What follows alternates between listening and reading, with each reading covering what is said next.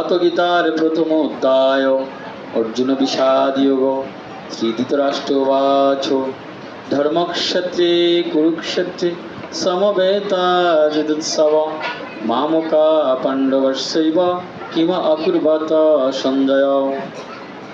তো ধৃতরাষ্ট্র এই প্রশ্নটি করলেন যে ধর্মক্ষেত্র কুরুক্ষেত্র সমবেত একত্রিত হয়েছে যুযুৎসব যুদ্ধ করার জন্য, মামকা মানে আমার পুত্ররা, পাণ্ডবের পুত্ররা কিম অকুর্বত সঞ্জয়, কি করছে সঞ্জয় তারা এখানে এখন, এই হলো প্রশ্ন।